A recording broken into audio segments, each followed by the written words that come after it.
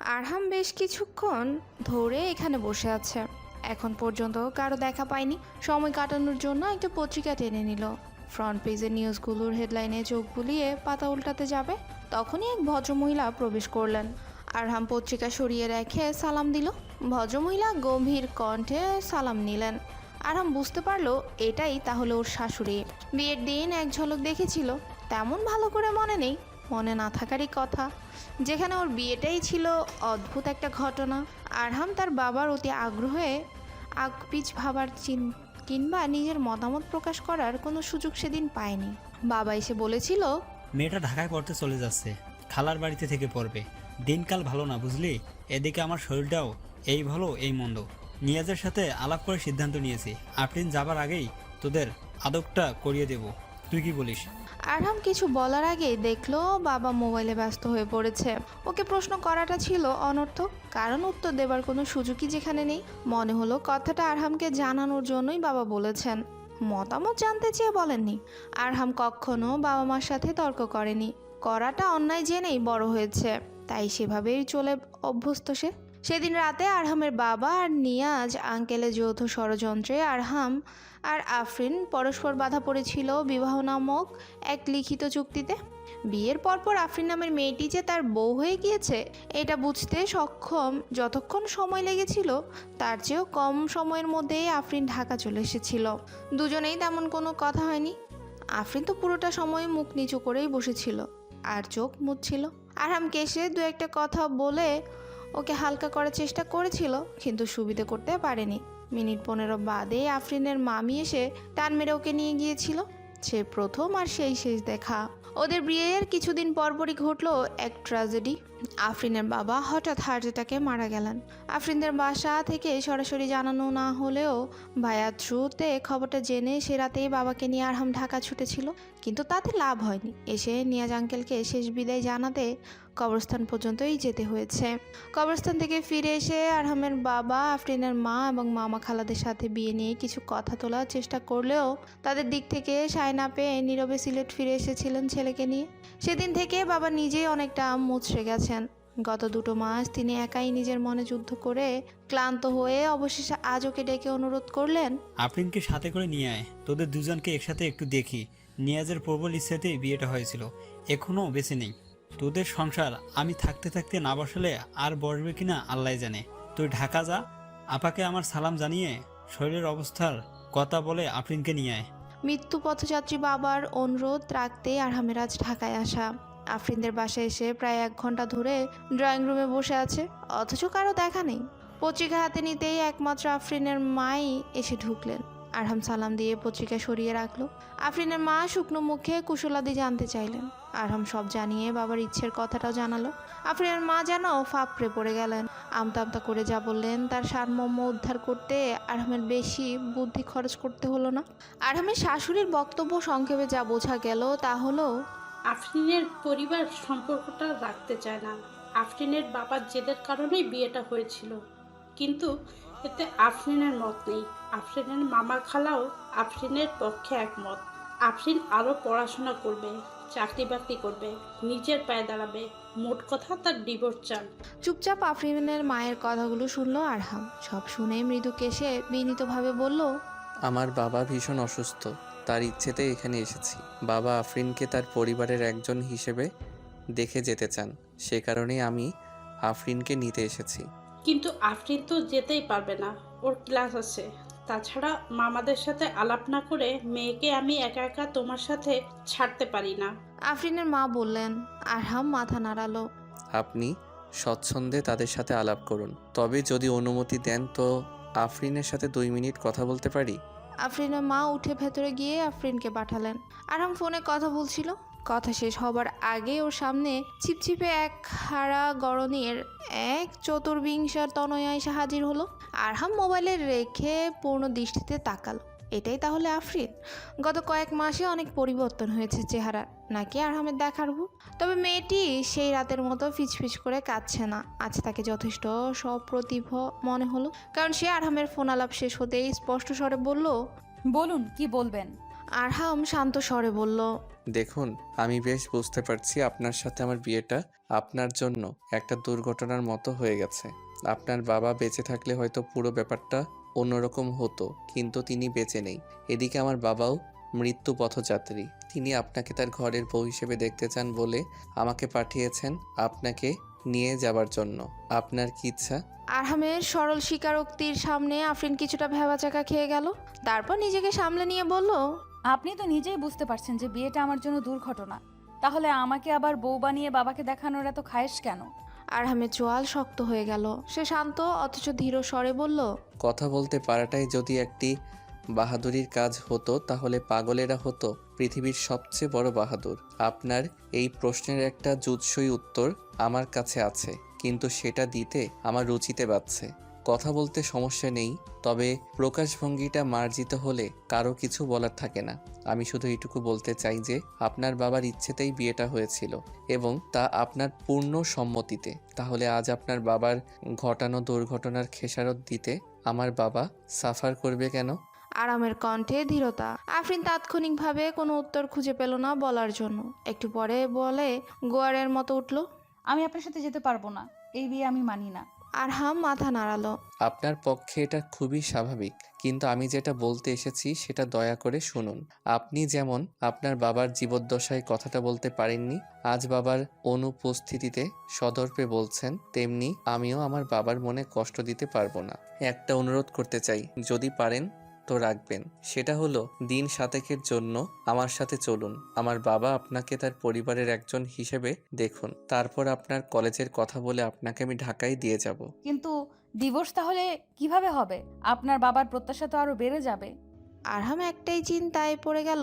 আপন মনে বলে উঠল, বাবা মুমূর্ষু প্রায়, কদিন বাঁচবেন জানি না। তাকে এই মুহূর্তে আমাদের ডিভোর্সের খবরটা দিলে কি রিয়্যাক্ট করবে তাও বুঝতে পারছি না। আরহাম বিড়বিড় করে দু হাতে মুখ ঢাকলো। এমন সময় আফরিনের মামা এসে ঢুকলো। আরহাম সালাম দিয়ে উঠে দাঁড়িয়ে তার সাথে মুসাফা করলো।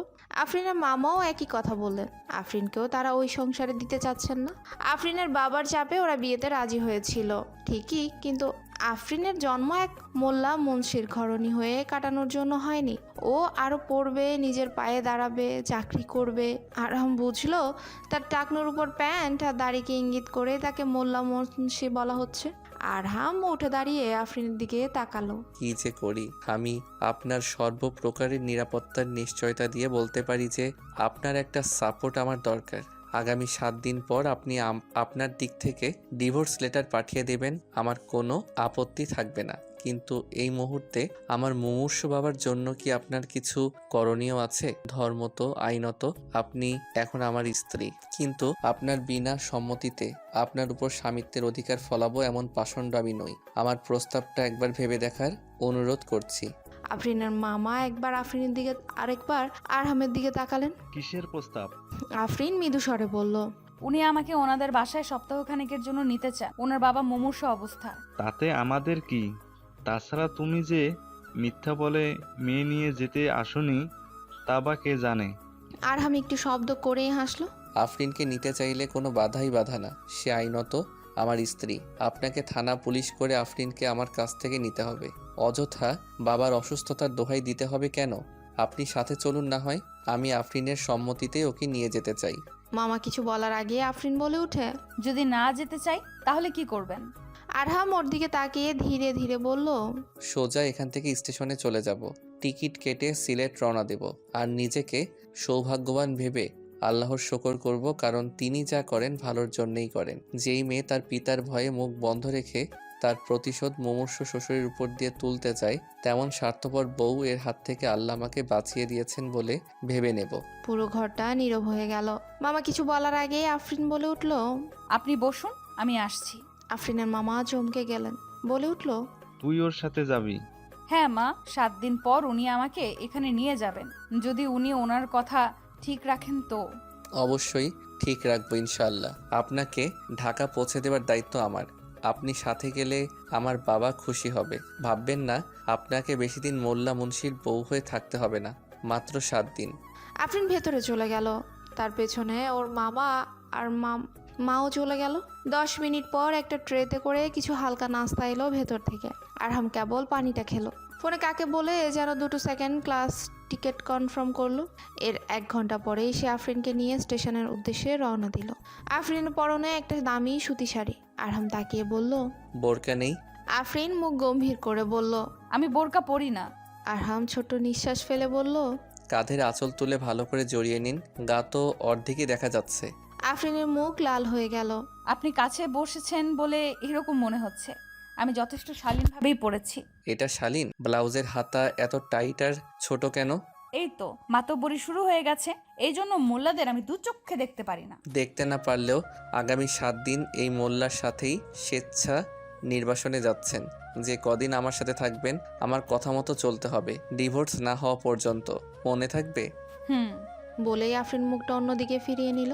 আরহাম হাসি চেপে রিকশাওয়ালাকে বলল, ভাই, ঝাঁকির রাস্তা একটু দেখে চালাও, সওয়ারি খুবই নাজুক মানুষ। আফরিন চোখ গরম করে তাকালো আরহামের দিকে। আরহাম সেটা পাত্তা না দিয়ে বলল, গলায় লকেটে আমার নাম ঝুলিয়ে রেখেছেন কি মনে করে? আফরিন ঝুঁকে নিজের গলার দিকে তাকিয়ে দ্রুত আঁচল টেনে শালের মতো পেঁচিয়ে বলল, এতে আফরিন হয়।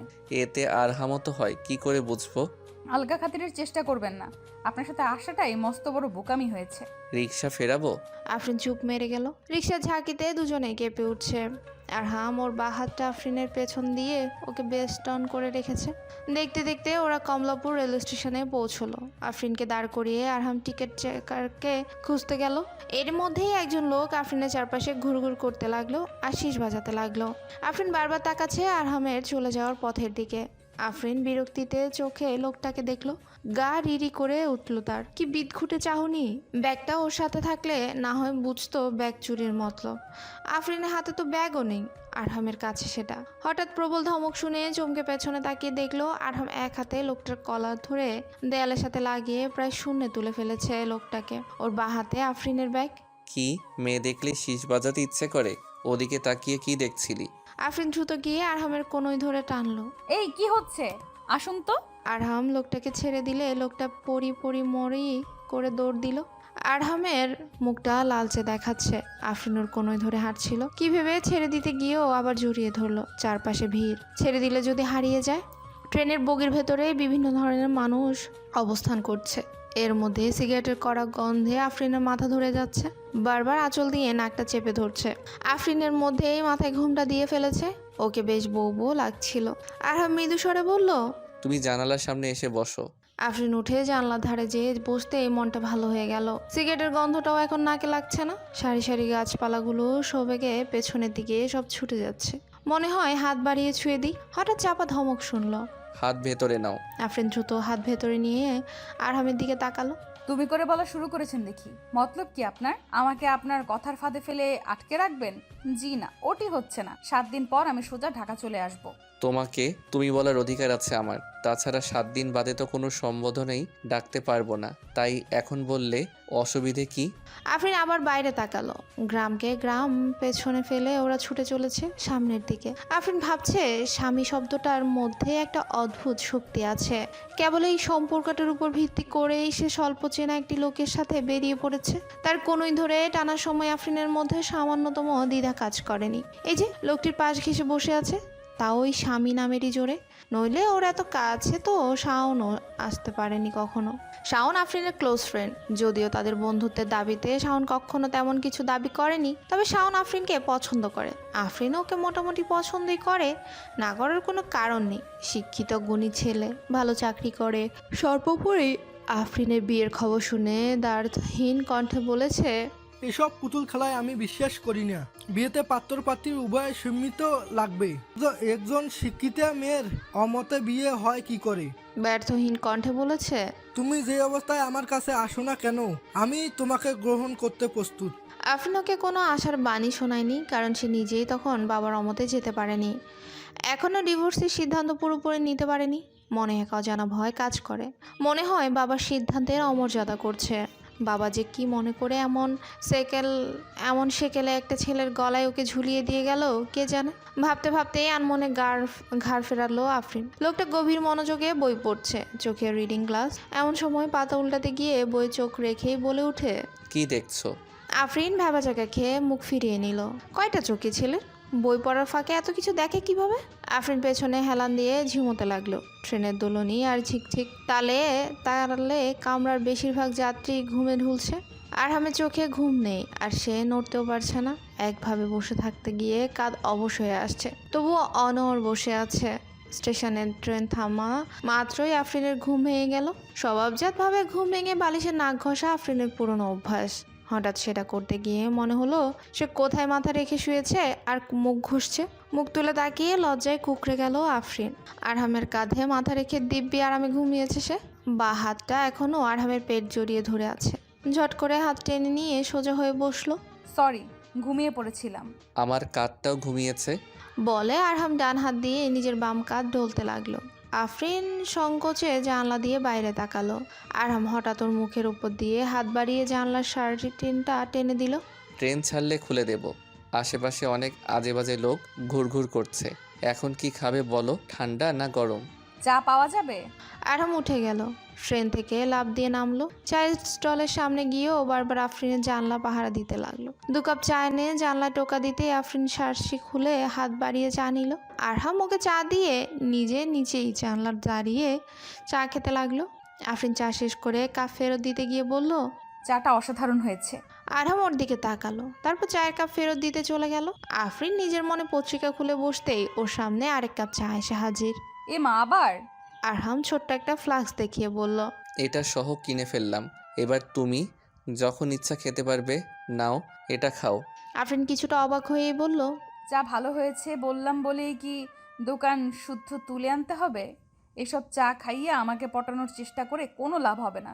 আমি 7 দিন থাকবো, তারপর চলে যাব। চা খাইয়ে পটাবো কেন? এটা তো আমাদের, মানে হুজুরদের কমন বৈশিষ্ট্য। যতক্ষণ আমার বউ আছো, সাধ্যমতো দুনিয়া এনে তোমার পায়ে লুটাবো। যখন পর হয়ে যাবে ফিরেও তাকাবো না। আমরা মোল্লারা বউকে টাকা পয়সা, হিরে সোনা জহরত থেকেও বেশি পাহারা দিই, কারণ আমাদের কাছে ওগুলোর চেয়েও বউটা বেশি দামি, যেটাকে দূর মুখেরা বউকে বন্দি করে রাখা নাম দিয়েছে।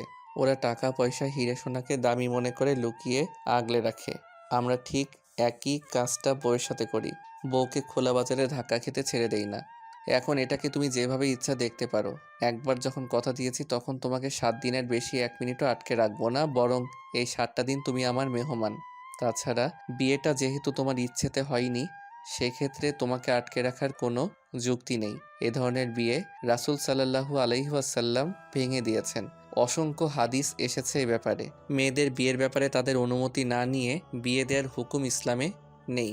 আবু হুরাইরা রাদিয়াল্লাহু তাআলা আনহু এর বর্ণনা, রাসূল সাল্লাল্লাহু আলাইহি ওয়াসাল্লাম বলেছেন, বালেগা বিবাহিতা নারীকে বিবাহ দেওয়া যাবে না যতক্ষণ না তার স্পষ্ট অনুমতি নেওয়া হয়। একই রকম সাবালিকা কুমারী মেয়েকেও বিয়ে দেওয়া যাবে না যতক্ষণ না তার অনুমতি গ্রহণ করা হয়। সাহাবীরা জিজ্ঞেস করলেন, ইয়া রাসূলুল্লাহ সাল্লাল্লাহু আলাইহি ওয়াসাল্লাম, তার অনুমতি কিভাবে বোঝা যাবে? সে তো কথা বলবে না। তিনি উত্তরে বললেন, চুপ করে থাকাই তার অনুমতি। এই হাদিসটাই বিভিন্নভাবে অন্যান্য হাদিসে এসেছে। আরেকটা হাদিস হজরত খেনাসা বিনতে খিজাম রাদিয়াল্লাহু তাআলা আনহু থেকে বর্ণিত।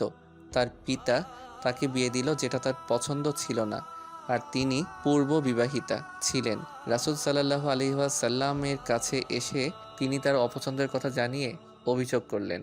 রাসূল সাল্লাল্লাহু আলাইহি সাল্লাম তার বিয়ে ভেঙে দিলেন। এটা বুখারীর হাদিস। ইবনে মাজা বলেছে, পিতার দেয়া বিয়ে ভেঙে দিলেন।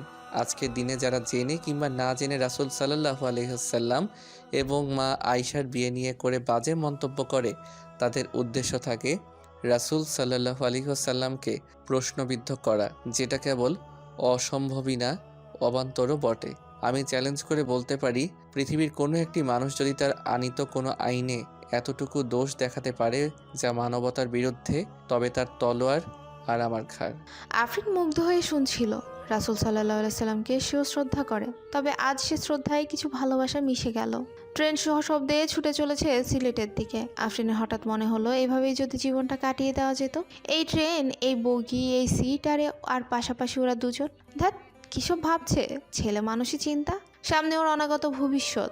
ও অনার্সটা শেষ করে মাস্টার্স পড়বে, ভালো চাকরি করবে, নিজে উপার্জন করবে। সে নিজেকে অন্যের পরাধীন করে রাখতে চায় না। এগুলোও যাত্রাপথের আবেগে এখানেই দাফন। এইসবকে প্রশ্রয় দেওয়ার কোনো মানেই নেই। আফরিন একটু ঠিকঠাক হয়ে বসার চেষ্টা করলো, যেন নিজের আত্মমর্যাদা বোধকে জাগিয়ে তুলতে চাইলো। দুজনেই দুটো ম্যাগাজিনে ডুবে গিয়েছিল। এমন সময় ট্রেন থেমে গেল। কি ব্যাপার? এটা তো স্টেশন না। যাত্রীরাও সবাই জানলা দিয়ে উকিঝুঁকি মারছে। এই লাইনটাতে প্রায় ডাকাতি হয়। আরহামের কপালে চিন্তার রেখা। উঠে দাঁড়াতেই আফরিন জিজ্ঞেস করলো, কোথায় যাচ্ছেন? একটু জেনে আসি কি হলো।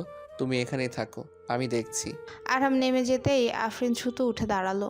এই সুযোগ অনেকক্ষণ থেকে ব্লাডারে চাপ অনুভব করছিল।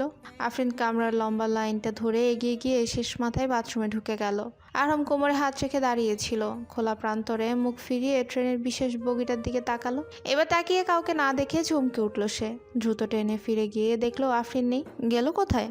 ওপরের বাসকে তাকিয়ে দেখলো ব্যাগটা ঠিক আছে। কয়েক কদম হেঁটে পুরো বগিটা চক্কর দিল। নেই আফরিন, কোথাও নেই। বুকের ভেতর এক অজানা আশঙ্কা।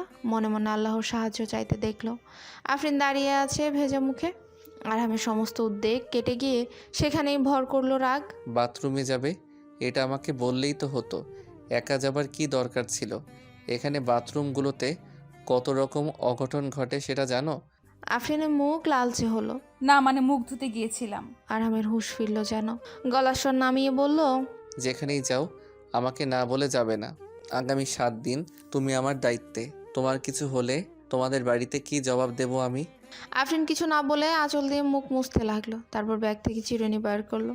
একটানে খোপাটা খুলে ফেলে বলল, রুমে কেউ নেই, চুলটা আছড়ে নেই, ধুলো লেগে জট পাকিয়ে গেছে। আরহাম চরম অস্বস্তি নিয়ে ট্রেনের গেটের সামনে দাঁড়িয়ে এদিক ওদিক তাকাতে লাগলো। পাছে কেউ এসে না পড়ে। আফরিনের তৎপরতা দেখে মনে মনে হেসে ফেললো। আরহাম ধমকে সুরে বলল, এই কাজ শেষ করো, লোক আসছে। আফরিন দ্রুত আঁচল দিয়ে নিজেকে পরিপূর্ণ রূপে ঢেকে লক্ষ্মী বউটি সেজে গেল। আরহাম বাইরের লোকদের সাথে কথা বলে ফিরে এসে ব্যাগটা নিয়ে খপ করে আফরিনের হাত ধরল শক্ত মুঠিতে। আফরিন অবাক। কি হলো? চলো, এই ট্রেন শ্রীমঙ্গল যাবে না, আরেকটা গুডস ট্রেন চলে আসবে, সেটাতে যেতে হবে। তাড়াতাড়ি চলো, এই জায়গাটা ভালো না, এখানে প্রায়ই ডাকাতি হয়। আফরিন চঞ্চল গলায় বলল, আপনি থাকতে ভয় কি? যে ডাকাতি আসবে ওর কলার ধরে শূন্যে তুলে ঢিসুম ঢিসুম করে দুটো মুখা মেরে দিবেন, তারপর। আরহামের কড়া চোখের দিকে তাকিয়ে আফরিন কথা থামাতে বাধ্য হলো। আরহাম কটমট করে বলল, সিনেমা দেখা হয় খুব, তাই না? আফরিন হাসলো। আরেকটা চাপা ধমক শুনলো। দাঁতগুলো ভেতরে নাও, সবাই তাকিয়ে আছে। রেল লাইনের উপর দিয়ে আরহামের হাত ধরে হাঁটতে খুব ভালোই লাগছে আফরিনের। এটা ওর জীবনের ঘটা সবচেয়ে সুন্দর একটা ক্ষণ। এইরকম সিংহ পুরুষের হাত ধরে হাঁটার স্বপ্ন ও জীবনে অনেকবার দেখেছে, কিন্তু বাস্তবতা এমন হবে কখনো ভাবেনি। আফরিনের গলা ছেড়ে কবিতা আবৃত্তি করতে ইচ্ছে হচ্ছে। আরহামের চেহারায় এক অদ্ভুত রুক্ষতা। চোখ কুচকে চারদিক দেখতে দেখতেই যাচ্ছে সে। আফরিন চাপা হাসলো। লোকটা সবসময় ইনসিকিউরিটিতে ভোগে। অবশেষে বলেই ফেললো, এত টেনসড হয়ে আছেন কেন? এত সুন্দর পরিবেশ, খোলা প্রান্ত, এখানে ওখানে ঝাপঝাড়, আপনি আর। কোষে একটা ধমক দিতে গিয়েও সামলে নিল আরহাম। কেবল বলল, যে নিজের বিপদ বোঝে না তাকে পাগল ছাড়া আর কি বলবো। আমি তো নিজের জন্যই টেনসড হয়ে আছি, তাই না? আফরিন ওর কথায় পাত্তা না দিয়ে বলল, জীবনানন্দ দাশের ওই কবিতাটা পড়ি। 1000 বছর ধরে আমি পথ হাঁটিতেছি পৃথিবীর পথে, সিংহল সমুদ্র আর নিশীথির অন্ধকারে। আরহাম ওকে অবাক করে দিয়ে বলল, চুল তার কবেকার অন্ধকার বিষাদিনীর নিশা, মুখ তার শ্রাবন্তীর কারুকার্য। বলেই আরহাম আফরিনের দিকে তাকালো। আফরিন লজ্জায় মুখ নামালো। আরহাম হেসে বলল, নিজেকে নাটোরের বনলতা সেন ভাবা শুরু করেছো নাকি? হা হা হা হা। প্রাণখোলা হাসিতে ভরে উঠল নির্জন প্রান্তর। আফরিন হঠাৎ আরহামের হাতে ধরা নিজের হাতটা মুচড়ে ছাড়িয়ে নিতে চাইলো, কিন্তু আরহামের মুঠো এক চুলও নাড়াতে পারলো না। এর মধ্যে একটা গার্ডস ট্রেন এসে পড়ায় লোকজন হুড়োহুড়ি করে তাতে উঠতে লাগলো। আরহাম রীতিমতো ঘেরাও দিয়ে আফরিনকে তাতে তুলে নিয়ে একটা জানলার পাশে জায়গা করে নিল। আফরিনের নিজেকে রানীর মতো মনে হতে লাগলো। কোনো পুরুষ কোনো মেয়েকে এতটা যত্ন করতে পারে তা ওর জানা ছিল না। এর আগেও কতবার বন্ধুদের সাথে মার্কেটে গেছে, ফাল্গুন বৈশাখে বাংলা একাডেমিতে গেছে, সেখানে বন্ধুদের দ্বারাই বান্ধবীদের হ্যারাস্ট হওয়ার কত ঘটনা শুনেছে।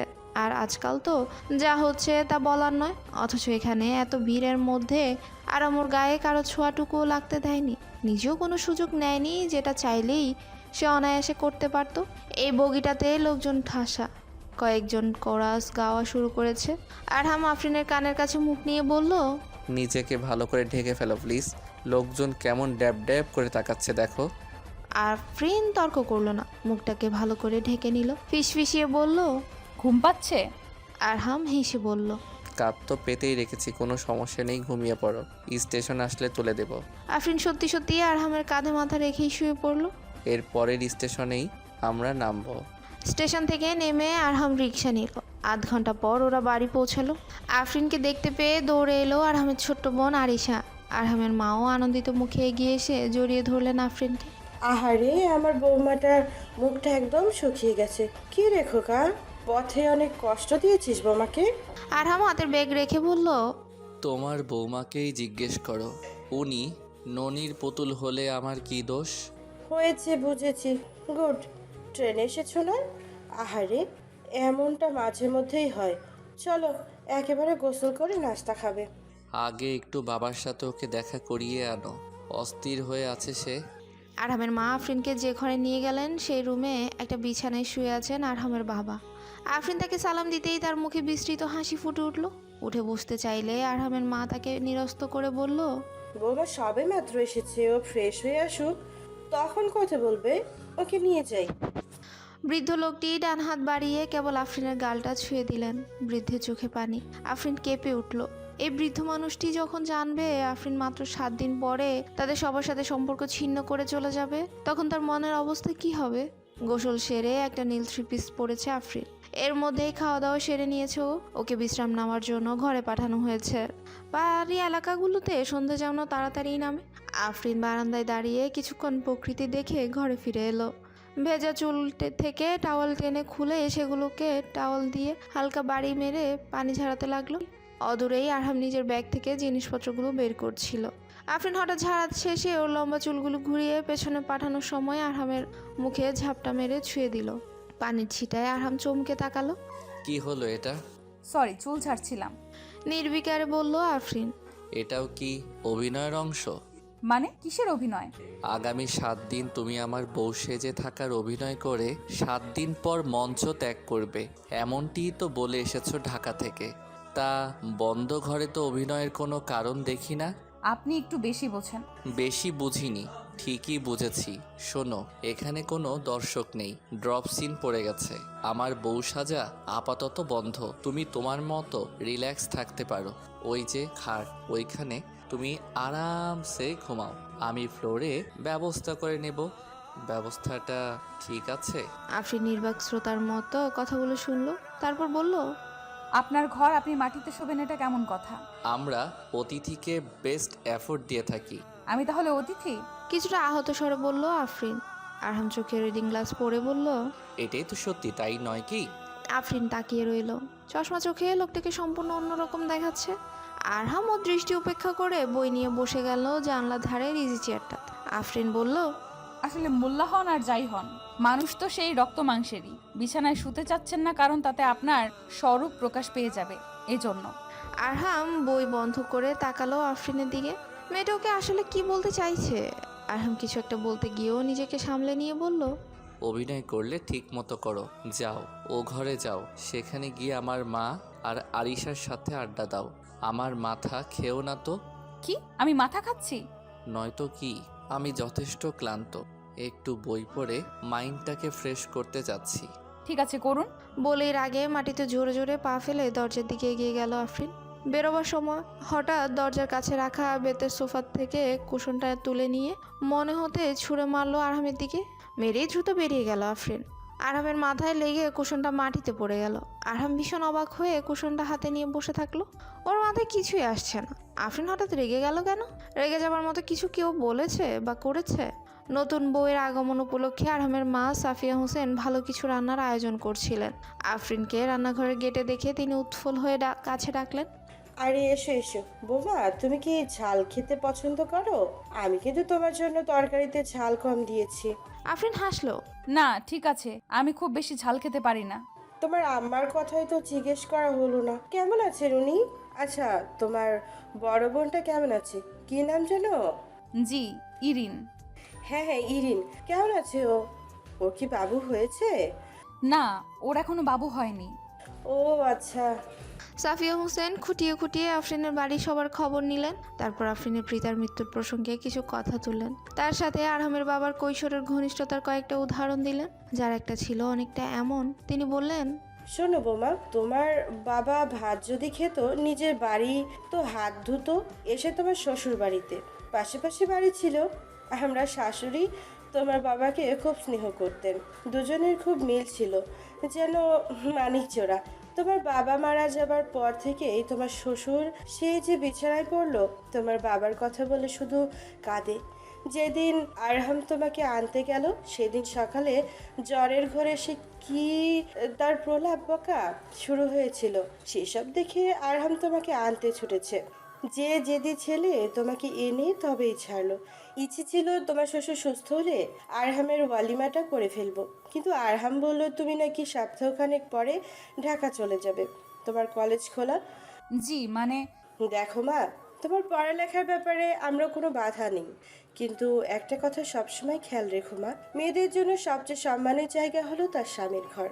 আফরিন ছোট্ট একটা দীর্ঘশ্বাস ফেললো। সাফিয়া ওর কাঁধে হাত রেখে ওকে নিজের ঘরে নিয়ে এলেন।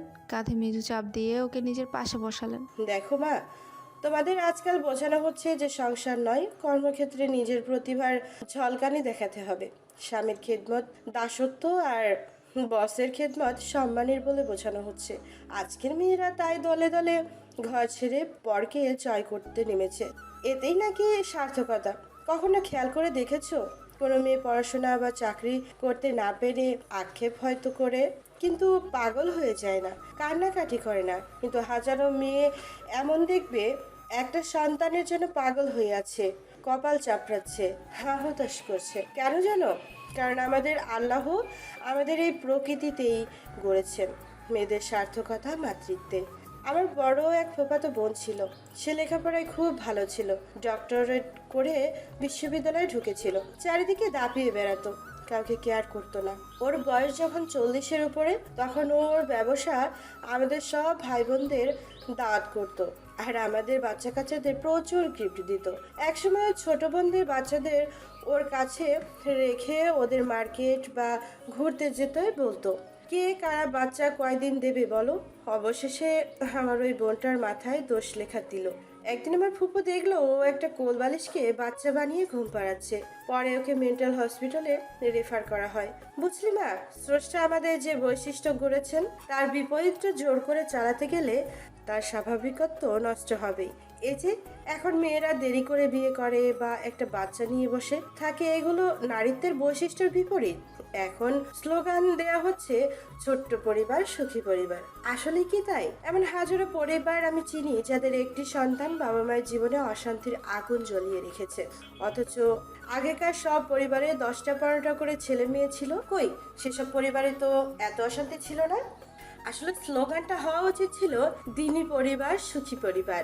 দিনদারিতা মানুষকে ধৈর্য রাখতে শেখায়, সংযম শেখায়। তাছাড়া আমাদের দেশে জীবনে কখনো ইউরিন ইনফরমেশন কি বা জলবায়ু ক্যান্সার কি শুনিনি। এখন তো অধিকাংশ মেয়ে এই রোগের রোগী, কারণ মেয়েদের তাদের ফিতরাত থেকে সরিয়ে অন্য রূপে প্রতিষ্ঠিত করার আয়োজনে নেমেছে একদল স্বার্থন্বেষী লোক। এসব তোমাকে বললাম বলে তুমি কিছু মনে করছো না তো? হয়তো অনেক বেশি বলে ফেললাম। না না, ঠিকই তো বলেছেন, অনেক কিছু শেখার আছে আপনার কথায়। চলো তোমার শ্বশুরের কাছে যেয়ে বসি, কি অসুবিধা হবে? আরে না না, চলুন। রাতের খাওয়া দাওয়া শেষে আফরিন শুতে এসে দেখলো আরহাম কম্পিউটারে ব্যস্ত। আফরিন ওর সাথে কিছু কথা বলতে চায়, কিন্তু ওর মনে হলো সে আফরিনকে কিছুটা এড়িয়ে চলছে, যেন এ বাড়িতে এনে দেওয়া পর্যন্ত ওর দায়িত্বই ছিল। আফরিন আরহামকে কিছুক্ষণ দেখলো, তারপর বলল, আপনি কি খুব বেশি ব্যস্ত? কেন, আমাকে দরকার? জি। অকপট উত্তর আফরিনের। আরহাম কম্পিউটার থেকে মুখ ফিরিয়ে তাকালো। বলো, কি বলবে? মাকে আপনি কি বলেছেন আমার যাবার ব্যাপারে? যা সত্য তাই। ডিভোর্সের কথা? আফরিন চোখ বড় বড় করে বলল, আরে না, তাই কি বলা যায় নাকি? বলেছি তোমার কলেজ আছে, পড়াশোনা আছে, এসব তুমি চলে যাওয়ার পর আর না আসলে তখন ধীরে ধীরে বুঝিয়ে বলবো। আপনি কি চান আমি চলে যাই? এখানে আমার চাওয়ার প্রশ্ন আসছে কেন? তুমি নিজেই তো চাও। আফরিন মুখ নিচু করলো। মার সামনে যেতে আমার খারাপ লাগছে। তিনি কত আয়োজন করেছেন আমার জন্য, আগামীকাল কিছু গেস্ট দাওয়াত করেছেন, আমাকে দেখতে আসবে তারা। বলেছেন ওয়ালিমা করবেন। এইসব টপকে কিভাবে কি করি? আরহাম দীর্ঘশ্বাস ফেলে বলল, আসলে তুমি একমাত্র ছেলের বউ তো, তাই তাদের আবেগটা অন্যরকম। তা হোক, কিন্তু তোমার চাওয়ায় আমি কোনো বাধা আসতে দেব না। তুমি যেটা চাইবে সেটাই হবে। আজ বুধবার, আগামী বুধবার সকালে আমরা ঢাকা রওনা দেব ইনশাল্লাহ, ঠিক আছে? বলেই আরহাম নিজের কাজে মন দিল। আফরিন চিন্তিত মুখে বালিশে মাথা রাখলো। সেখান থেকেই আরহামকে দেখতে লাগলো।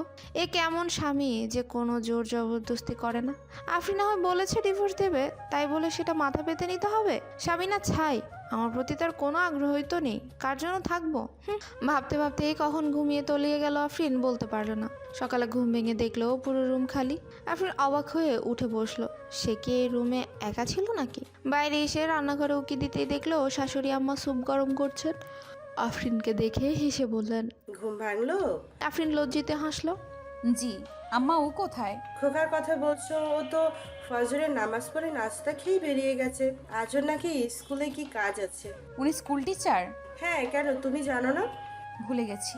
তোমার নাস্তা দেওয়া আছে, খেয়ে নাও। আম্মা স্যুপটা আমাকে দিন, আমি বাবাকে খাইয়ে দিই। সাফিয়ার হাসি বিস্তৃত হলো। খুশি মনে সুপের বাটিটা এগিয়ে দিল। আফরিন বাটি নিয়ে শ্বশুর সাহেবের সামনে গিয়ে বসলো। দুপুরে খাবার সময়ও আরহামকে দেখা গেল না। আফরিন আরিশার সাথে কিছুক্ষণ গল্প করে কাটালো। আরহামের বইয়ের কালেকশন দেখলো। লোকটা সম্পর্কে যত জানছে ততই অবাক হচ্ছে। এত ভালো কমার্স ব্যাকগ্রাউন্ড, অথচ সে ব্যাংকে চাকরি করছে না, খারাপ উপার্জনের ভয়ে একটা সাধারণ হাই স্কুলে পড়ে আছে। বিকেলের দিকে মা ফোন করতে আফরিন খুশি হয়ে ফোন ধরে বলল, মা তোমরা কেমন আছো? আমরা তো ভালোই আছি। তোর খবর বল। ওই গোয়ারটার সাথে যে গেলি, না একটা ফোন না কিছু, আমাদের ভুলে গেছিস? ছি মা, সে তোমাদের জামাই, এভাবে বলছো কেন? বা তোর গলার সুর তো দেখি বদলে গেছে। একদিনে কি জাদু করলো ওরা? মা বাসার খবর বলো, সবাই কেমন আছে? ভালো। তুই কবে ফিরবি? তোর দুলাভাই উকিলের সাথে তোর ডিভোর্সের ব্যাপারে কথা বলেছে। তুই ফিরে এলেই ডিভোর্স লেটার পাঠিয়ে দেয়া হবে। আর শোন, ওই গোয়ারটার থেকে দূরে দূরে থাকবি, সাবধানে থাকবি। এসব কি বলছো মা? এটা আমার নিজের সংসার, আর আরহাম আমার স্বামী। খুব যে বুলি ঝরছে। ওই মাস্টার কয় টাকা বেতন পায়? সে নিজে খাবে কি আর তোকে খাওয়াবে কি? মা এখন এইসব কথা বলতে ভালো লাগছে না। বাবা যা করেছে জেনে বুঝেই করেছে। এরা সবাই সহজ সরল মানুষ, প্যাচ গোছ নেই। আমার খারাপ লাগছে না। এখন তুই ঘোরের মধ্যে আছিস। যখন ঘোর কাটবে তখন কপাল চাপটাবি। মাথা খারাপ না করে সোজা সামনের সপ্তাহে চলে আয়। মা তুমি ভদ্রতা করেও একবার আমার শ্বশুরের কথা জিজ্ঞেস করনি, অথচ একটা সময় সে তোমার বাড়ির নিয়মিত অতিথি ছিল। আমার জন্মের সময় বাবা যখন খুব ভেঙে পড়েছিল তখন। ও তখন যে ওরা আমাদের সংসার চালিয়েছে সেই গানও তোকে শুনিয়েছে? বাহ, যেতে না যেতেই নিজেদের দান দাক্ষিণ্যের গল্প শুরু করে দিয়েছে। আফরিন অবাক বিস্ময় নিয়ে বলল, ওরা যে আমাদের সংসার চালিয়েছে এটা তোমার মুখ থেকে শুনছি। ওরা কেউ এসব বলেনি। আমি যে খুব ছোট হয়ে জন্মেছিলাম, ডাক্তাররা আমার বাঁচার আশা ছেড়ে দিয়েছিল, সেই সব গল্প বলেছে, ভুলেও বলিনি। কখন এলেন? খরচ ওরা দিয়েছে, এটা বরং তুমি বললে এখন। ওপাশে চুপ। আফরিন ক্লান্ত কণ্ঠে বলল, মা আমি রাখি। ফিরবি কবে? সোমবার? না, সোমবার কেন, কবে ফিরবো তোমাকে পরে জানাবো, এখনো দিন ঠিক করিনি। রাখি। বলে ফোন কেটে ফিরে দেখলো আরহাম ড্রয়ার খুলে একটা ট্রাউজার বের করে টাওয়াল কাঁধে নিয়ে বাথরুমে ঢুকছে। আফরিন কিছুটা থমকে গেল। আরহাম নিশ্চয়ই ওদের কনভারসেশন শুনেছে। কতটুকু কি শুনেছে তা ওর মুখ দেখে বোঝার উপায় নেই। আফরিন পেছন থেকে বলল, এই তো মিনিট 5 হবে। ও সকালে কখন গেলেন দেখিনি তো। আরহাম দুহাত কোমরে রেখে ওর দিকে তাকালো। তুমি কি নামাজ একদমই পড়ো না? আফরিন লজ্জিত স্বরে বলল, মাঝে মধ্যে। হুম, ভেরি ব্যাড বলে মাথা নেড়ে বাথরুমে ঢুকে গেল। আফরিন মোবাইল চার্জে দিয়ে শাশুড়ির ঘরে এলো। শাশুড়ি মা ওকে 3 পিস বদলে শাড়ি পরে নিতে বললেন। বসার ঘরে কিছু প্রতিবেশী এসেছেন। তিনি আফরিনের হাতে তার নিজের একটা শাড়ি তুলে দিয়ে সেটা পরতে বললেন। তারপর নিজের গলা থেকে চেন খুলে আফরিনের গলায় পরিয়ে দিয়ে বললেন, এটা পরে এসো মা, হালকা সাজ দিয়ে। যদিও আমার বৌমা এমনিতেই দেখতে মাশাআল্লাহ, তবুও নতুন বউ তো। বলেই শাশুড়ি চলে গেলেন। শাশুড়ি দেওয়া লাইট পিঙ্ক রঙা শাড়িটা পরে আধ ঘন্টার মধ্যে মাথায় ঘুমটা দিয়ে বসার ঘরে চলে এলো আফরিন। হাতে রং মিলিয়ে চুড়ি পরেছে। আরিশা ওর চুরির আলনা থেকে এনে দিয়েছে চুড়িগুলো। আফরিনকে দেখে প্রতিবেশী অতিথিরা খুশি হলো। ওরা প্রত্যেকে ছোটোখাটো গিফট নিয়ে এসেছিল। যাবার সময়ও অনেক দোয়া করে খেয়ে দিয়ে বিদায় নিল তারা। আফরিন শাশুড়ির সাথে হাতে হাতে সব গোছাতে সাহায্য করলো। আরহামের খাবারটা টেবিলে ঢেকে রাখলেন। আফরিন নিজেই বলল, উনি খেয়ে নিলে আমি এসব গুছিয়ে ফেলতে পারবো। আপনি যে বিশ্রাম নিন মা। শাশুড়ি খুশি মনে নিজের ঘরে চলে গেল। আফরিন ঘরে এসে দেখলো আরহাম এক গাদা খাতার মাঝে ডুবে আছে। আফরিন নিঃশব্দে আরহামের কাছে গিয়ে দাঁড়ালো। এইসব কি আজই দেখে শেষ করতে হবে? মুখ না তুলেই জিজ্ঞেস করলো আরহাম। কিছু কি বলবে? বলছি খাবার ঠান্ডা হয়ে যাচ্ছে, এই নিয়ে তারপর না হয় বসতেন। আপনি যদি বলেন আমি সাহায্য করতে পারি। সাহায্য না থাক, কাল তো ছুটি, আজ রাত জেগে হলেও সব শেষ করে ফেলবো। তুমি ঘুমাও, আমি খেয়ে নেব। একটা কথা বলতে চাচ্ছিলাম, রাখতে পারবেন? বলো। আমার বিছানাকান্দি যাবার খুব শখ, নিয়ে যাবেন আমাকে? আবার কবে সিলেট আসি না আসি। আরহাম কলমটা বন্ধ করে একটু ভাবলো। কবে যেতে চাও? সেদিন যেদিন আপনি নিয়ে যাবেন। তাহলে কালই চলো।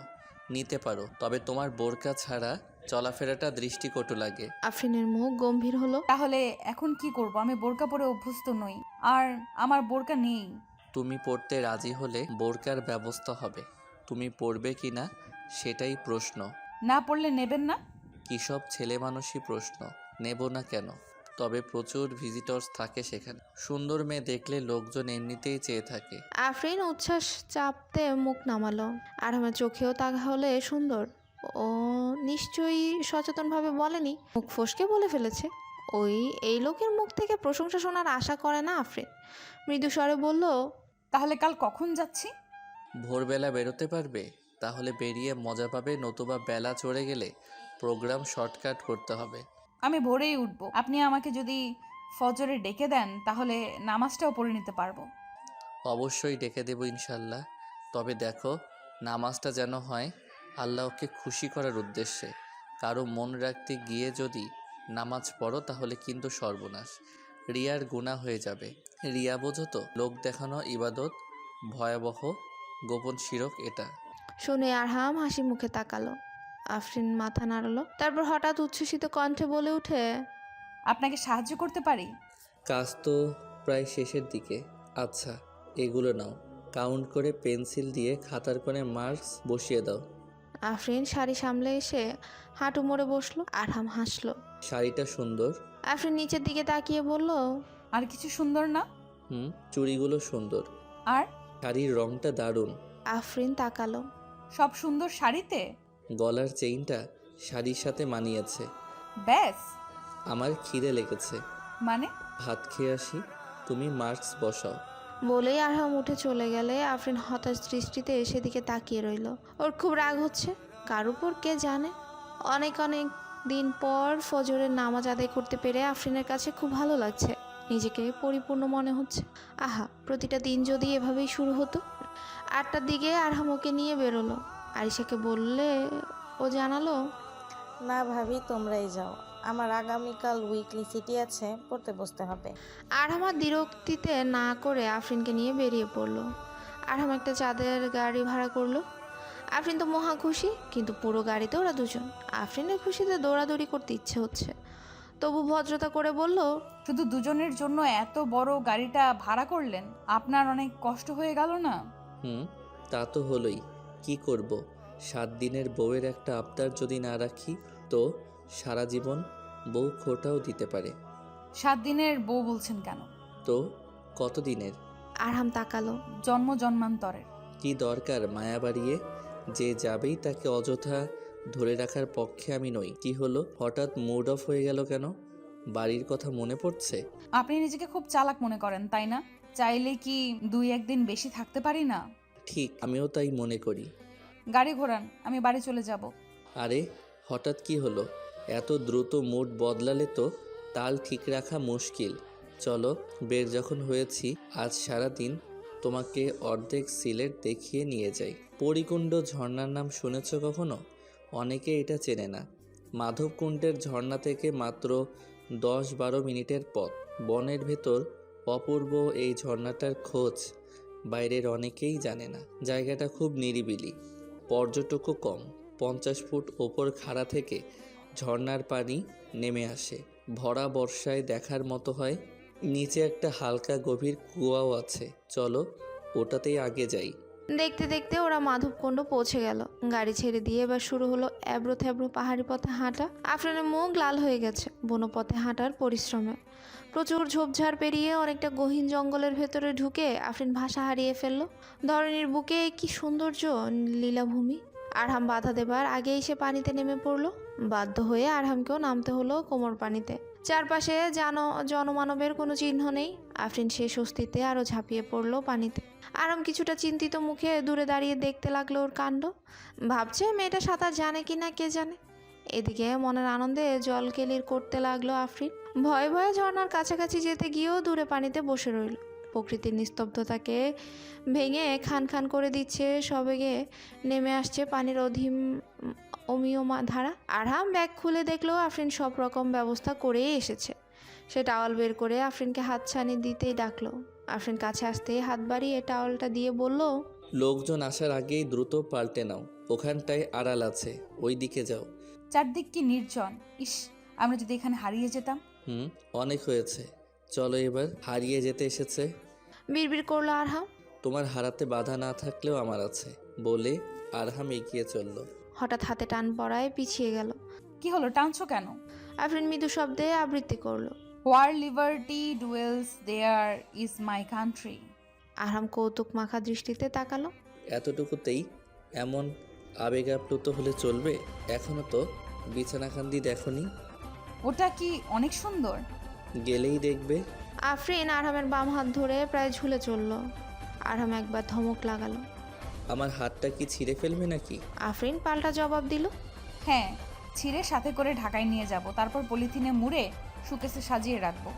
আরহাম কোনো উত্তর দিল না। চারদিকে তাকিয়ে দেখে শুনে হাঁটতে লাগলো। আফরিনও চুপচাপ পথ চলতে লাগলো। ওর আবার কান্না পাচ্ছে। মৃদু নাক টানা শব্দে ফিরে তাকালো আরহাম। কি হয়েছে? কিছু না। ভেজা চোখে বলল আফরিন। কাঁদছো তো? তাতে আপনার কি? আপনি আপনার মতো থাকুন, আমার কান্নায় আপনার কি যায় আসে? দেখো আফরিন, সাময়িক ভাবাবেগে ভেসে যাবার মানুষ আমি না। তোমার এসব ছিচকাতুনিপনা ঢাকায় গেলে উড়ে যাবে। জীবনটা এত রঙিন নয়। বাস্তবতার কষাঘাতে তুমি টিকতে পারবে না, তখন ঠিকই আফসোস করবে। কাজেই 7 দিন তুমি তোমার মতো থেকে ঢাকায় চলে যাবে, এটাই তো ভালো। তোমাকে তোমার মায়ের হাতে বুঝিয়ে দিয়ে আসবো। তারপর আপনি আবার বিয়ে করবেন? করলে সমস্যা কি? জীবন কি কারোর জন্য থেমে থাকে? আপনি সত্যিই নিষ্ঠুর, পাষাণ। ঠিকই বলেছ। আর যদি এখন তোমার সাথে তাল মিলিয়ে ভাবাবেগ দেখাতাম, তো আমি হতাম লোভী মোল্লা। সুন্দর মেয়েকে নির্জনে পেয়ে আসল রূপ দেখিয়ে দিয়েছে। কত কথাই না তোমরা জানো। আফরিন হাত মুচড়ে ছাড়িয়ে নিতে চাইলে আরহাম আরো শক্ত করে ধরলো। হাত ছাড়াচ্ছ কেন?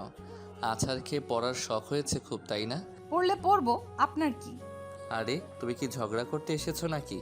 সোজা হয়ে হাঁটো। আফরিন মুখ গোমরা করে পথ চলতে লাগলো। তবে বিছানা কান্দি দেখার পর ওর মনটা ভালো হয়ে গেল। শিশু সুলভ আচরণ শুরু করলো। পানির ভেতরে হাত দিয়ে পাথর তুলে বলল, কয়েকটা বাসায় নিয়ে যাই। আরহাম হাসছে ওর কাণ্ড দেখে। রোদে চোখ কুচকে বলল, নাও। আফরিন খুশি মনে কয়েকটা পাথর কুড়িয়ে ব্যাগে রাখলো। সন্ধ্যে নামার আগ দিয়ে ওরা বাড়ি ফিরলো। আফরিনের মনটা আজ ভরে আছে। এত সুন্দর সব কিছু, সে তার মন থেকে সেই সৌন্দর্য সরাতেই পারছে না। আরহাম ওকে নামিয়ে দিয়ে মসজিদে ছুটেছে। আফরিন গোসল সেরে ভাত খেয়ে সেই যে ঘুম দিয়েছে, ওর ঘুম ভেঙেছে পরদিন ভোরে। আরহামই ঘুম ভাঙালো। চারদিকে আজান হচ্ছে। লম্বা একটা ঘুম দেয়ায় আফরিনের খুব ফ্রেশ লাগছে নিজেকে। ফ্রেশ হয়ে নামাজ পড়ে আজ নিজেই রান্নাঘরে নাস্তা বানাতে ঢুকলো। আধ ঘন্টা পর একটা ভাজি, সবজি, ডাল, ডিমের পোচ আর 3টে রুটি নিয়ে আরহামের সামনে রাখলো।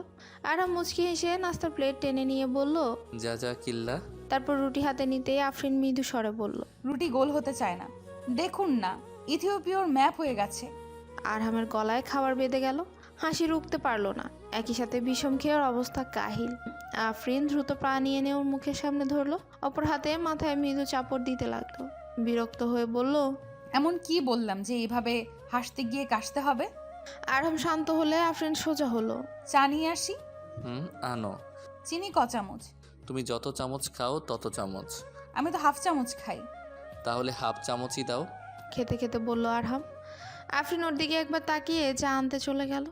আরহামকেও এখনও ঠিক বুঝে উঠতে পারছে না কখন যে লোকটার মনে মেঘ জমে আর কখন যে সূর্য হাসে বোঝা মুশকিল। পরের 2 দিন কাটলো শ্বশুর শাশুড়িকে নিয়ে।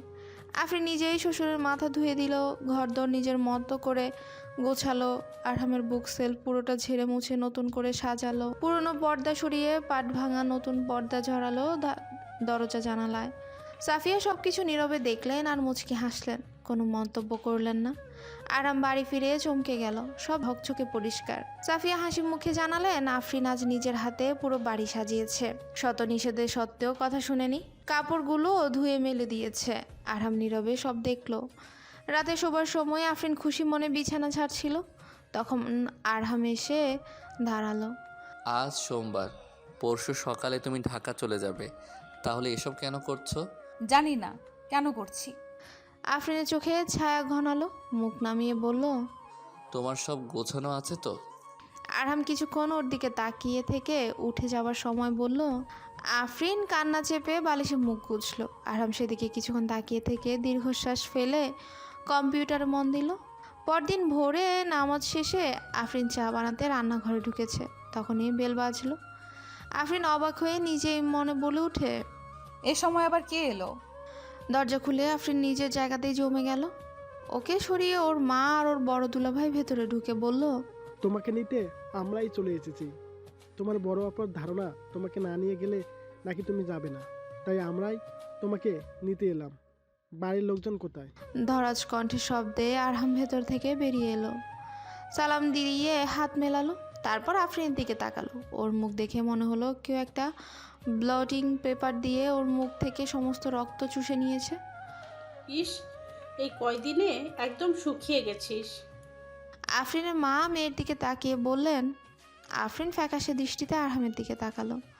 আরহামের চেহারায় কালো মেঘের ঘন ঘটা। এটা দেখে আফরিনের খুশি হওয়ার উচিত ছিল, কারণ সে চেয়েছে আরহামের মনে তার শূন্যতা বিরাজ করুক। কারণ আফরিনের অভিমান কেবলই দানা বাঁধছে এই ভেবে যে কেন আরহাম আফরিনকে তার স্বামিত্বের দাবিতে বলে না, আফরিন তুমি যেও না, আমি চাই তুমি থাকো। কেন যাবে তুমি? কেন সে আফরিনের মাকে শক্ত গলায় বলে না আফরিন যাবে না? এটা না বলার কারণ যে আফরিনের কষ্ট হচ্ছে তা কেউ বোঝে না। আফরিনকে ফেরত পাঠানোর জন্য বরং ওর উৎসাহের শেষ নেই। কেন সে বারবার আফরিনকে ঢাকায় ঠেলে দিতে চায়? এখন তো মার বড় দুলাভাইও এসেছে, এখন তো না যেও কোনো উপায় নেই, আফরিনকে ঢাকায় যেতেই হবে। এইসব নানান কথা ভাবতে গিয়ে আফরিনের মনটা আরও খারাপ হয়ে গেল। এমন সময় আফরিনের শাশুড়ি আন্তরিকভাবে এগিয়ে এলেন। এসে আফরিনের মা তার বোন জামাইকে ধরে নিয়ে ভেতরে গেলেন। আফরিনের মা আরহামের বাবার সাথে দেখা করে কুশল বিনিময় করলেন। এদিকে আফরিনের দুলাভাই আরহামের সাথে বিভিন্ন বিষয়ে আলাপ আলোচনা শুরু করলেন। আফরিন খুব ভয়ে ভয়ে আছে। আরহামের সাথে কথা বলতে গিয়ে দুলাভাই কোনো বেফাস কথা না বলে ফেলে। ওদিকে আফরিন নিজের মাকে নিয়েও চিন্তা করছে। কথার ফাঁকে ফাঁকে ওর শাশুড়িকে কি না কি বলে ফেলে সে। আফরিন মায়ের পাশে বসে আছে, তবু ওর মনটা পড়ে আছে আরহামের কাছে। দুলাভাই যদি উল্টাপাল্টা কিছু বলে বসে, আর তাতে যদি আরহাম রেগে যায়, যে গোয়ার লোক একটা। চরম অস্বস্তি নিয়ে আফরিন উসখুস করছিল। সাফিয়া অতি অল্প সময়ের মধ্যেই কিছু ঘরোয়া আয়োজন করে ফেললেন। আফরিনের মা রাতেই ঢাকা রওনা দিতে চাচ্ছিলেন, কিন্তু আফরিনের শাশুড়ি বারবার অনুরোধ করলেন তাদের বাড়িতে অন্তত একটা দিন থেকে যেতে। অবশেষে আফরিনের মা রাজি হলেন। আজ রাতটা থেকে আগামীকাল সকালেই রওনা দিবেন তারা। আফরিনকে তাগিদ দিলেন ওর কাপড় চোপড়ও অন্য সব কিছু গুছিয়ে রাখতে। সারাদিন আফরিন রান্না বান্নায় শাশুড়িকে সাহায্য করলেন। বিকেলের দিকে এক ফাঁকে আফরিনের মা আফরিনের হাত ধরে টেনে ঘরের এক কোণে নিয়ে গিয়ে চাপা স্বরে মেয়েকে ধমকালেন। তুই তো দেখছি পাকা সংসারী হয়ে গেছিস। বাড়িতে এক গ্লাস পানি ঢেলেও খেতে দেখিনি, অথচ এখানে একাই হেসেল ঠেলছিস।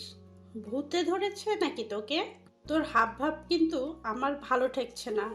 তোর বড় দুলা ভাই আমাকে আড়ালে ডেকে বলেছে আরহাম স্কুলে চাকরি করে সামান্য কয় টাকা বেতন পায়, এই টাকায় সে তোকে খাওয়াবে না ঘরের প্রয়োজন পূরণ করবে।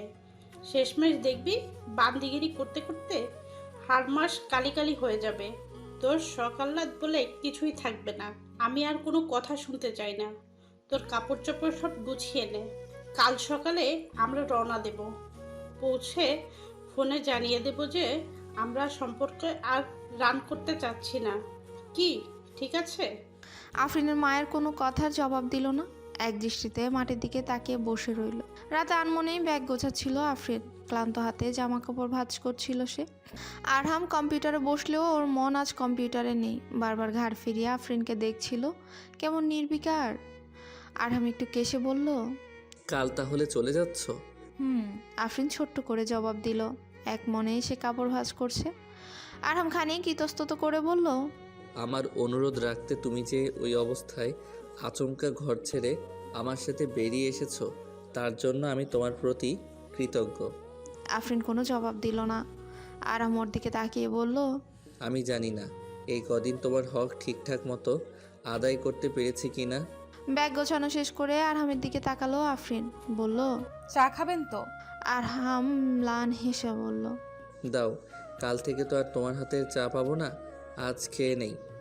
আফরিন নীরবে ব্যথাতুর দৃষ্টিতে আরহামকে দেখে চা আনতে চলে গেল। রাতে দুজনের কারোরই ভালো ঘুম হলো না। আফরিন সারা রাত একরকম জেগেই কাটিয়ে দিল। ওরা সকালে রওনা দেবে বলে আরহামের মা রাতেই চালের আটার রুটি আর হাঁসের মাংস ভুনা তৈরি করে রাখলেন। সকালের নাস্তায় আফরিনের মা আর বড় দুলাভাই সেসব খুব তৃপ্তি করেই খেলেন। যাওয়ার সময় হলে আফরিন পোশাক বদলে প্রথম দিন যে শাড়িটা পরে এসেছিল সেটাই পরলো। আফরিনের মা বাইরের ঘরে সাফিয়ার সাথে কথা বলে বিদায় নিচ্ছিলেন। ওর বড় দুলাভাই স্টেশন পর্যন্ত যাওয়ার জন্য একটা অটো জোগাড় করতে গিয়েছে। আফরিন মৃদু স্বরে মাকে ডেকে বলল, মা আমি আসছি, 2 মিনিট বলেই সে দ্রুত নিজের ঘরে ফিরে এলো। সেখানে আরহাম বসে আনমনে কম্পিউটারের কিবোর্ডে আঙ্গুল চেপে একটা শব্দ বারবার লিখছিল আর ডিলিট করছিল। আফরিন দূর থেকে কিছুক্ষণ তাকিয়ে দেখলো, স্ক্রিনে বারবার আফরিন লেখাটা আসছে আবার ডিলিট হয়ে যাচ্ছে। আফরিন ভাঙা কণ্ঠে বলল, আমি যাচ্ছি। যাচ্ছ? জি, থেকেই বা কি করব? এখানে কে আছে আমার? আরহাম চমকে উঠল। চাপা অভিমান বুকে নিয়ে বহু কষ্টে উচ্চারণ করলো আফরিন। আরহাম ওর দিকে তাকালো। তুমি অযথাই রাগ করছো আফরিন, আমি তোমাকে আটকে রেখে কষ্ট দিতে চাই না। আরহাম কৈফিয়তের সুরে বলল, কিসে আমার কষ্ট সেটাই তো বুঝলেন না। চাওয়া না চাওয়া তো বহু পরের ব্যাপার। যাক, ভালো থাকুন। বলে আফরিন কান্না চেপে ঘুরে দাঁড়ালো। আরহাম ওর দিকে তাকিয়ে রইল। আফরিন গেট পর্যন্ত গিয়ে থমকে দাঁড়ালো। তারপর চোখ ভর্তি পানি নিয়ে ঘুরে দাঁড়ালো।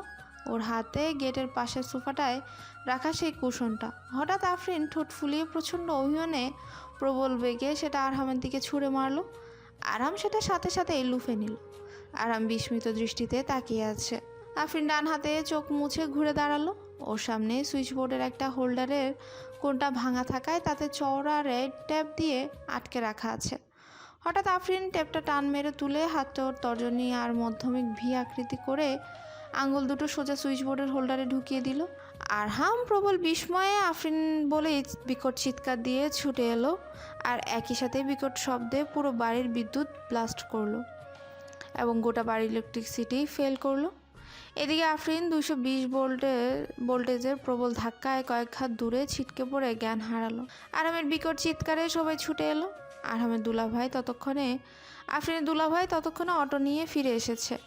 সবাই ঘরে ঢুকে দেখে আরহাম পাগলের মতো আফরিনের নেতানো শরীরটাকে পাজা কোলে করে তুলে নিয়ে ছুটে বাইরে বেরোচ্ছে। অটো ড্রাইভারকে ডেকে সে দ্রুত আফরিনকে নিয়ে গাড়ির পেছনে বসে ড্রাইভারকে দ্রুত হাসপাতালে নিতে বলল। এর মধ্যে আফরিন গাড়িতে বমি করে দিল। আরহামের দু চোখ বেয়ে অবিরত পানি ঝরছে। সে আফরিনকে আঁকড়ে ধরে পাগলের প্রলাপ পকার মতো করে ড্রাইভারকে দ্রুত চালাতে বলছে, আবার একই সাথে আফরিনকে সান্ত্বনা দিচ্ছে। এক সময় হাসপাতালে গাড়ি পৌঁছলে আরহাম নিজেই আফরিনকে কোলে নিয়ে ইমার্জেন্সিতে ঢুকালো। আরহামের এলোপাথারি চিৎকারে ডাক্তার নার্স ছুটে আসলো। তার কিছুক্ষণের মধ্যে আফরিনের মা, বড় বোন, জামাই আরিশা এসে পৌঁছালো। ওদের সবার চোখেই উদ্বেগ আর পানি। টান উত্তেজনার প্রায় আধ ঘন্টা পরে একজন ডাক্তার এসে আরহামের কাঁধে চাপড় মারলো। Now she is quite okay. একবারে জাস্ট টাইমে পেশেন্টকে এনেছি, নইলে কী যে হতো আল্লাহ জানে। আমি কি ওর সাথে দেখা করতে পারবো? আরহাম সবার দিকে একবার তাকিয়ে তারপর বলল, আপনি পেশেন্টের কী হন? আর আমি ওর স্বামী। আচ্ছা ঠিক আছে, আপাতত শুধু আপনি যান। আরহাম পর্দা সরিয়ে রুমে ঢুকলো। আফরিন নেতিয়ে পড়ে আছে।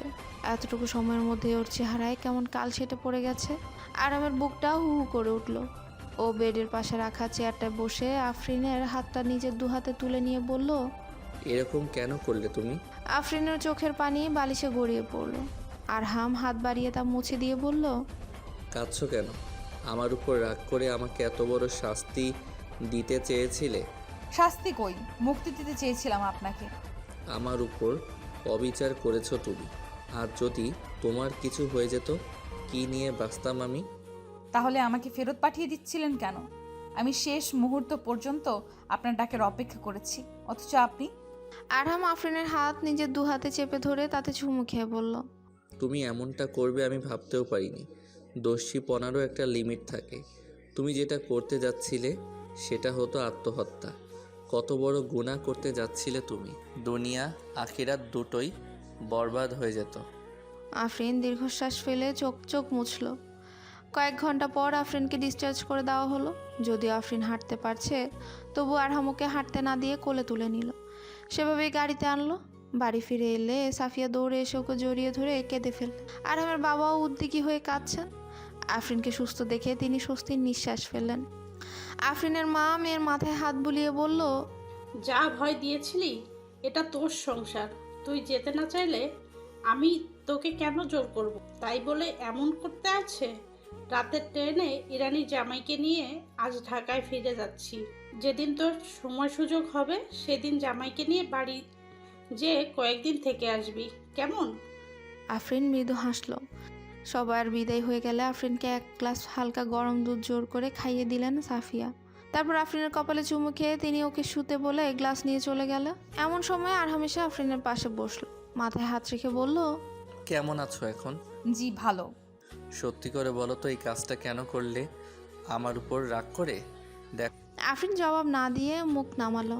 আরহাম শান্ত স্বরে বলল, আফরিন, ডিভোর্স কথাটা তোমার মুখ দিয়েই প্রথম বেরিয়েছিল। আমি তো কেবল চেয়েছি যে তুমি নিজেই নিজের ব্যাপারে সিদ্ধান্ত নাও। কারণ হঠাৎ আসা আবেগে মানুষ ভুল সিদ্ধান্ত নিয়ে পরে সেটা নিয়ে আফসোস করে। আমি চাইনি তুমিও সেটাই করো। তাৎক্ষণিক আবেগে তুমি আজ হয়তো রাজি হয়ে গেলে, দুদিন পরে বাস্তবতার কষাঘাতে যদি তোমার মনে হয় তুমি এর চেয়ে ভালো কিছু ডিজার্ভ করো, তখন তোমার কষ্টে আমি নিজে কষ্ট পাবো। সে কারণেই আমি নিরপেক্ষ অবস্থানে থেকে তোমাকে স্বাধীনভাবে মতামত গ্রহণের সুযোগ দিয়েছি। কিন্তু তুমি এটা হঠাৎ কি করে বসলে? আফরিন কোনো জবাব দিল না এক কথার। আরহাম ভারী স্বরে বলল, আজকে আমাকে কথা দাও যে আর কখনো এই ধরনের ছেলে মানুষই করবে না। Never ever. আরহাম নিজের হাত বাড়িয়ে দিলেন। আফরিনের সে হাত আঁকড়ে ধরে বলল, আমাকে নিজের কাছ থেকে এইভাবে আর কখনো দূরে সরিয়ে দেবেন না তো? কখনো না, ইনশাল্লাহ। তাহলে আমাকে একবারও জড়িয়ে ধরছেন না যে? আরহাম মুচকি হেসে আফরিনের নাকে আলতো টোকা দিয়ে বলল, আমি এখনো তোমার মোহরানা পরিশোধ করিনি। মোহরানা শোধ না করলে বুঝি স্ত্রীকে স্পর্শ করা যায় না? এটা ঠিক হালাল হয় না। মোহরানা আল্লাহ তাআলার আদেশ। এটা স্বামীর পক্ষ থেকে স্ত্রীকে দেয়া উপহার। আমাদের মধ্যে যেসব প্রচলিত নিয়ম রয়েছে তার সবগুলোই বানোয়াট। বাসর রাতে স্ত্রীর কাছে ক্ষমা চেয়ে নেয়া, স্বামী মারা গেলে তার লাশের সামনে স্ত্রীকে দিয়ে ক্ষমা করে দেয়া, এসবই স্ত্রীর মোহরানা মেরে দেবার ফিকির। এভাবে মোহরানা মাফ হয় না। আচ্ছা বলো তো, কোন স্ত্রীটা আছে যে এই দুই পরিস্থিতিতে বলবে যে না আমি মাফ করব না? সে তো চক্ষু লজ্জা থেকেই মাফ করতে বাধ্য। আফরিন হাসল। আমারটা আমি মাফ করে দিলাম, স্বেচ্ছায় সজ্ঞানে। আরহাম ভ্রু কুচকে বলল, আমি তো মাফ করতে বলিনি, 2-1 দিনের মধ্যেই সম্পূর্ণ উসুল করে দেব ইনশাআল্লাহ। একবার একটা লেকচারে শুনেছিলাম আল্লাহর রাসূল সাল্লাল্লাহু আলাইহি ওয়াসাল্লাম বলেছেন, একটা জামানা আসবে যখন আমার উম্মত তার স্ত্রীর সাথে জেনা করবে। কথাটা খুব মনে লেগেছিল, কতটা ভয়ঙ্কর। যেখানে স্বামী স্ত্রীর সম্পর্কে কোনো পর্দা আল্লাহ রাখেননি, সেখানেও জেনা করার কথা আসে কিভাবে? এটা দুভাবে হতে পারে। মোহরানা না দিয়ে স্ত্রীকে নিজের জন্য হালাল করে নেয়া। আবার অনেক স্বামী স্ত্রী আছেন কথায় কথায় তোমার সাথে থাকবো না, আমাকে ডিভোর্স দাও, তোমাকে ডিভোর্স দিলাম, তোমাকে ছেড়ে দেব, আজ থেকে তোমার ভাত খাবো না টাইপের ভয়াবহ কথাগুলো উচ্চারণের মাধ্যমে তালাক কার্যকর করে ফেলে। অথচ কোনো রকম তওবা কাফারা ছাড়াই তারা দিব্যি সংসার করে সন্তান জন্ম দেয়। এগুলো জেনার পর্যায়ভুক্ত। তাই আমি চাই তুমি তালাকের মর্ম বোঝো। এটা মুখ দিয়ে একবার বেরোলে শয়তান তার পেছনে পড়ে যায়। তালাক করিয়েই তবে সে দম নেয়। ওই দাম্পত্যের বরকত নষ্ট হয়ে যায়। আফরিন লজ্জিত স্বরে বলল, তওবা করলাম, জীবনে আর কোনো দিন এমন কথা মুখে আনবো না। আসলে আমি বুঝতে পারিনি কিসে আমার ভালো লাগা। এখন বুঝতে পারছো তো? আফরিন আরহামের বুকে মাথা রেখে বলল, খুব পারছি। আচ্ছা, আপনার কাছে যেতে তো আর আমার কিছু লাগবে না, তাই না? আরহাম হা হা করে হেসে ওর মাথাটা নিজের বুকে চেপে ধরলো। আফরিন কেঁদে ফেললো। আপনি আমাকে না ছুঁয়েও আমাকে আপনার প্রেমের ফাঁদে ফেলেছেন। আমার ভালোবাসাকে ফাঁদ বলছো? তা নয়তো কি, আমি পুরো বেকায়দায় ফেসে গেছি। জাল ছিঁড়তে চাও? না, একদম না, বলে আঁকড়ে ধরলো। আরহাম মৃদু স্বরে বলল, আমি তোমাকে ছুঁইনি কথাটা পুরোপুরি সত্য না। গত 7টা দিন আমার মন দিয়ে তোমার মন ছুঁয়েছি বারবার। কই, টের পাইনি তো। আরহাম ওর দিকে তাকিয়ে হেসে ফেললো। তারপর ওর গায়ে চাদরটা টেনে দিয়ে বলল, এখন একটু বিশ্রাম নাও। বলে আরহাম উঠতে গেলে ওর হাত চেপে বলল আফরিন, আপনি কোথায় যাচ্ছেন? একটু কাজ আছে।